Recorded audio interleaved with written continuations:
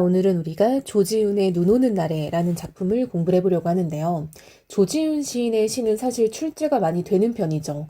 조지훈 시인 자체는 굉장히 이제 인지도 있는 시인이고요. 출제도 많이 되었었으나 눈 오는 날에라는 작품은 쌤도 처음 볼 정도라면은 우리 학생들은 당연히 낯선 작품이겠죠. 자, 우리 한번 같이 볼 건데요. 일단 제목 자체가 눈 오는 날에인 거잖아요. 그렇다면 눈이라는 이 소재가 나왔다라는 거는 계절적 배경이 좀 중요하다라는 거겠죠. 지금 이 작품의 계절적 배경은 겨울로 설정이 되어 있구나 라는 거. 왜 하필 눈 오는 날을 설정을 했을까? 이런 것들 우리가 좀 고민을 해보면서 읽어야겠네요. 그쵸? 자, 시를 보면요. 검정 수목 두루마기에 흰 동정 달아입고 창에 기대면 이라고 나오죠. 자, 여러분. 일단 두루마기라는 것 자체가 우리 이제 옛날 옷인 거 알죠? 그래서 이 두루마기라는 거는 어떤 예스러운 느낌, 어떤 좀 고전적인 느낌을 주기 때문에 이런 것들은 어떤 등장만으로도 분위기를 만든다라고 할 수 있겠죠. 근데 이거는 조지훈 시인의 특징이기도 해요. 조지훈 시인 자체가 뭐 봉황수라든지 이런 약간 좀 시 자체에서 전반적으로 예스러운 소재나 어휘를 많이 쓰는 편이고 뭔가 좀 약간 정말 일제강점기 때 활동을 했던 시인임에도 불구하고 더 이전에 뭐 거의 조선시대의 어휘들을 좀 가져온다거나 이런 것들이 좀 특징이 되는 시인입니다. 자, 여기서도 마찬가지로 두루마기라는 소재가 나오니까 예스러움이 좀 부각되죠. 검정 수목 두루마기에 흰 동정을 달아. 여러분 동정이란 건 약간 좀 목 근처에 있는 옷깃을 말하는 거죠. 자, 검정색과 흰색의 색채 대비가 이루어지네요. 여러분 색채 대비가 이루어지면서 이건 당연히 시각적인 게 부각되고요. 색채 대비이기도 하지만 전반적으로 이 두 가지의 색은 우리가 이제 무채색이라고 하죠. 자, 여러분 무채색은 보통 좀 깔끔하고 단정한 느낌을 주기는 하죠. 쌤 같은 경우는 무채색 옷을 잘 안 입거든요.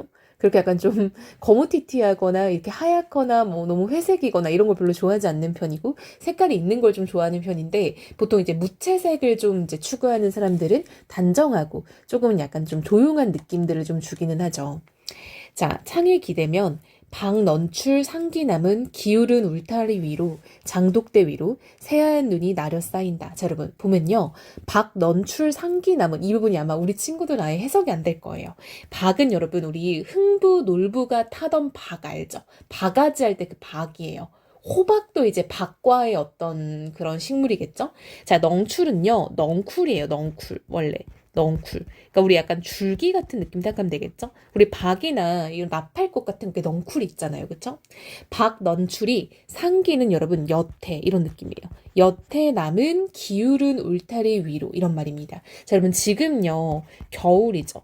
겨울인데 박의 줄기가 아직 그 울타리 지붕에 남아있는 거예요.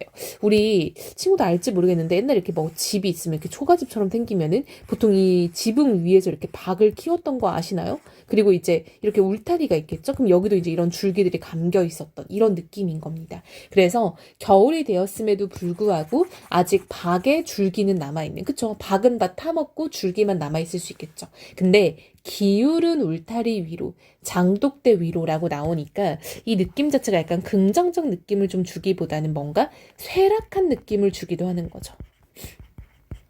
뭔가 약간 좀 이렇게 기울어가는 이렇게 하면 우리가 조금은 부정적인 느낌을 형성을 하잖아요. 그쵸? 자, 새하얀 눈이 나려 쌓인다. 본격적인 소재가 나왔죠. 이 작품의 제목이 눈 오는 날에인 거잖아요. 그쵸? 홀로 지니던 값진 보람과 빛나는 자랑을 모조리 불사르고 소슬한 바람 속에 낙엽처럼 무념히 썩어가면, 자, 여러분 이게 이제 화자의 상태였던 거예요. 화자는 어떤 상태를 지금 지니고 있었냐? 홀로 지니던 어떤 보람, 자랑은 다 불사르고 있었다라는 거는 보람도 자랑도 이제 소멸. 여러분 불사 지르면 재만 남잖아요. 뭔가 소멸의 이미지잖아요. 그래서 이러한 우리가 과거에 가지고 있었던 보람, 그리고 과거에 가지고 있었던 자랑 이런 것들이 소멸되어 가고 있었던 그런 상황인 거죠. 소슬한 바람 속에 낙엽처럼 비유적 표현 쓰고 있죠. 무념히 아무런 생각 없이 썩어가고 있었다. 화자는 그런 상태였다라는 거죠. 즉 화자가 자신의 상태를 비유적으로 표현한 거죠. 이 허망한 시공 위에 내 외로운 영혼 가까이 꽃다발처럼 하얀 눈발은 내려 쌓인다. 여러분, 화자는요, 그래서 어떤 감정을 느끼고 있었냐면 허망함을 느끼고 있었던 거예요. 왜 허망했겠어요? 이거죠. 앞에 있었던 과거의 자랑, 보람 이런 것들이 다 사라져가는 어떤 그 인생의 어떤 쇠락기에 허망함을 느끼고 있었던 건데 그 외로운 영혼에 지금 뭐가 내리기 시작했다? 눈이 내리기 시작했대요. 뭐처럼? 꽃다발처럼. 아, 꽃다발처럼 비유죠? 더 엄밀히 말하면 지교이지만 뭐 그걸 구분하는 게 고3 입장에서 중요한 건 아니니까요. 하얀 눈발이 나를 쌓인다. 자, 여러분, 눈발을 지금 꽃다발로 표현을 하고 있잖아요. 그 말인즉슨 지금 눈발은 굉장히 뭔가 긍정적인 느낌으로 표현이 되고 있구나. 여러분, 꽃다발 보통 어떨 때 쓰이는 거예요? 우리가 보통 뭐 졸업을 한다거나 혹은 기념일에 선물하는 거죠. 그렇죠? 약간 기념일에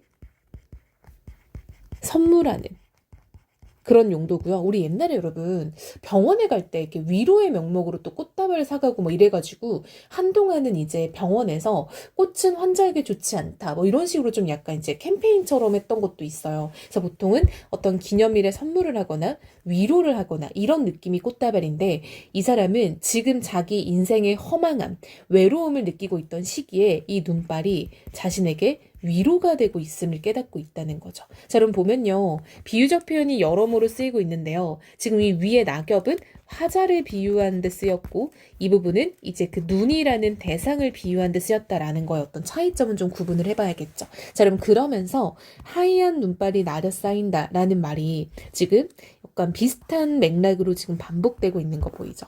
자, 이렇게 유사한 구절을 반복한다라는 것도 체크해 놓으면 좋겠죠. 19의 반복. 반복은 강조와 운율이죠. 마음 일이 고요한 날은 아련히 들려오는 서라벌 천년의 풀피리 소리. 자, 여러분, 마음이 이렇게 고요하다라는 거는 내가 내면에 안정을 지금 찾고 있는 거죠.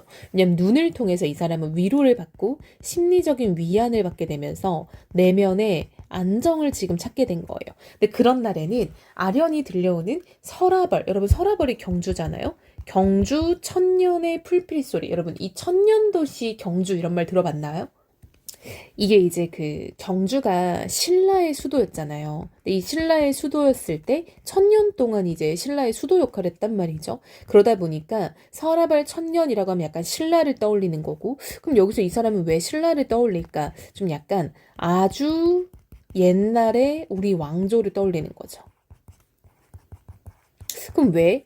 이건 약간 좀 역사적인 느낌인 거잖아요. 이 사람은 내면의 안정을 찾던 그 와중에 갑자기 왜 아주 옛날 왕조의 풀피리 소리가 들린다고 하는 걸까라고 얘기를 해보자면은 이런 느낌으로 받아들이면 되겠죠. 내면의 고요, 내면의 어떤 조용함이 정말 이제 극에 달한 거예요. 절정에 달았다 이렇게 해볼까요? 근데 여러분 이 고요하다라는 건 쌤이 금방 말한 것처럼 안정된다라는 느낌인 거잖아요. 그러니까 안정감이 굉장히 절정에 다다른 겁니다. 그러다 보니까 아주 먼 옛날 1000년 전의 신라의 풀피리 소리가 들릴 정도로 내가 지금 고요함이 굉장히 좀 이제 높은 경지에 올랐다. 이렇게 이해하면 될 것 같아요. 여러분들도 이런 거 보면은 갑자기 천년의 풀피리 소리가 왜 나와요? 이렇게 생각을 하는데 이거 이제 쌤이 봤을 때는 그렇게 딱 해석을 하면 될 것 같습니다. 자, 그래서 여러분 여기도 보면은 고요한 날과 어떤 이 풀피리 소리의 어떤 이 청각적 이미지의 대비가 있죠. 여기와 아래의 청각적 이미지의 대비. 그래서 이런 감각의 대비가 좀 나타나는 거 보이죠? 우리 앞에서도 약간 흰색과 검은색이 있었잖아요. 그래서 이런 대목도 정리 잘하면 좋겠죠? 비애로 하여 내 혼이 야이기에는 절망이란 오히려 나리는 눈처럼 포근하구나. 이런 비애는 슬플 비, 슬플 애, 슬픔이에요. 자, 슬픔으로 하여금 내 혼이 야위기에는, 그러니까 지금 이 사람은 그걸 좀 느끼고 있었던 거예요. 영혼의 야임. 여러분 야위다라는 게 말라가다라는 거죠. 살이 빠진다는 거잖아요. 그래서 영혼이 어떤 좀 쇠락해가고 좀 소멸해가는 그런 느낌이었는데 오히려 눈을 보면서 절망이라는 게 눈처럼 포근할 수 있구나라는 걸 깨달았다는 거. 그럼 절망은 보통 우리가 부정적인 감정으로 많이 묘사가 되는데요. 여기서 지금 뒤에서 눈처럼 포근하다라고 오히려 긍정적으로 지금 받아들이고 있는 거 보이죠? 그래서 여러분, 지금 이 절망이라는 부정적인 감정을 어떤 눈이라는 소재를 통해 포근하다라고 지금 인식의 전환을 꾀하고 있는 거죠. 이 사람은 지금 인생의 어떤 절망만 느끼고 있을 수 있다 생각했는데 오히려 그걸 다 받아들이고 나니까 조금은 내가 마음이 편해진다. 어떤 심리적인 위안을 느끼고 있다. 라고 표현을 하고 싶었던 것 같아요. 근데 여러분 이런 것들은 일반적으로 사람들이 좀 잘 느끼지 못하는 느낌인 거잖아요. 즉 뭔가 참신한 표현이기도 하고 역설적인 인식이기도 하죠. 그쵸? 뭔가 모순적이잖아요. 절망이 어떻게 포근하지라고. 그래서 이런 거 역설적 인식, 또 이런 건 여러분 남들은 잘 하지 않는다는 점에서 낯설게 하기 기법 이런 것들도 당연히 가능했죠. 그래서 이 작품은 여러분 지금 이 조지훈 시인이 인생의 어떤 좀 황혼기에 느꼈던 절망, 외로움 이런 걸 딛고 눈을 통해서 얻게 된 어떤 심리적인 위안을 형상화한 시다 라고 보면 될 것 같아요. 좀 어렵지 않은 시인데 오히려 여러분들은 뭔가 좀 이렇게 역사적인 거창한 메시지가 없으면 어렵다고 느끼더라고요. 그래서 이 시도 좀 까다롭다고 느낄 것 같다라고 쌤은 생각을 했습니다. 잘 정리하면 좋을 것 같아요.